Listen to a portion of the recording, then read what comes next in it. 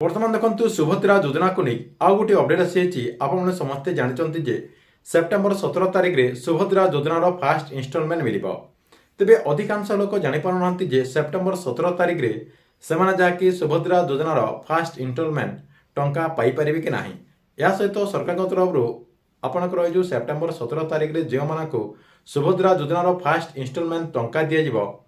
क्यों मैंने ये टंकाटी पाइपर ता सहित ए सुभद्रा योजनार लिस्ट को आपने केमिति चेक करें जो मानक टंका मिल से लिस्ट को आपने केमिति चेक करें जहाँकि चेक करने तीन टा प्रोसेस रही तीन टा प्रोसेस मध्यम आपने ये लिस्ट को चेक करें जहाँकि आपने से लिस्ट को चेक करदेला कन्फर्म हो आपण अकाउंट को सुभद्रा योजनार टंका आसो जहाँकि सेप्टेम्बर 17 तारिख में आपको सुभद्रा योजनार टंका मिल तेरे आपने केमिति से लिस्ट को चेक करें एवं चेक करने कौन प्रोसेस रही जहाँकि आपको ये वीडियो माध्यम पूरा स्टेप बाय स्टेप जनइबी से आपने भिडटी को शेष पर्यंत देखूँ ता पूर्व वीडियो को गोटे लाइक कर दिंतु एवं जो मैंने चैनल को सब्सक्राइब करना चैनल को सब्सक्राइब करके पाखरे बेल आइकन को क्लिक करके ऑल नोटिफिकेशन ऑन कर दिंतु।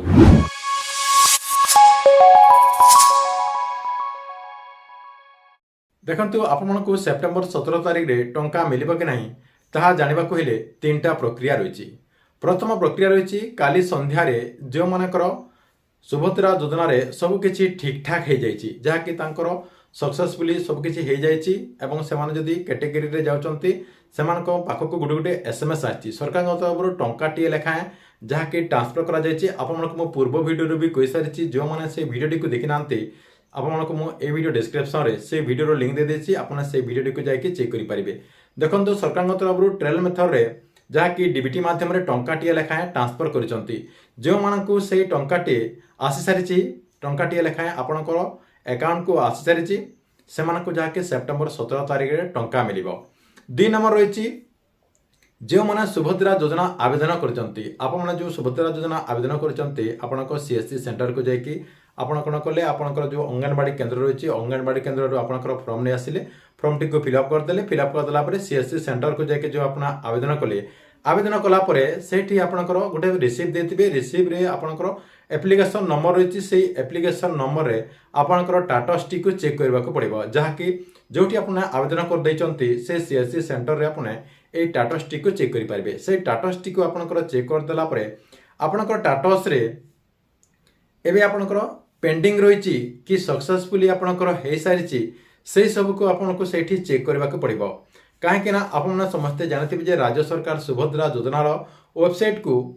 टाइम वाइज जहाँकि किसी परिवर्तन कर देइचंती आगर जहाँकि ई-केवाईसी करा जाउथिला आपनकर OTP बेस रे आई रिच बेस रे किमा आपनकर फिंगर बेस रे करा जाउथिला एबे किंतु राज्य सरकार किछि दिन तले सब किछि अलगे देकी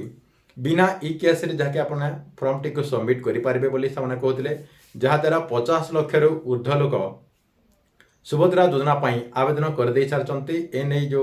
मानवर उपमुख्यमंत्री प्रभाती परिडा किछि दिन तले सूचना देथिले से आपड़ कौन करेंगे आपंकर टाटस टी को चेक करदे जो मैंने ई-केवाईसी करना से अलरेडी पेंडिंग शो करुव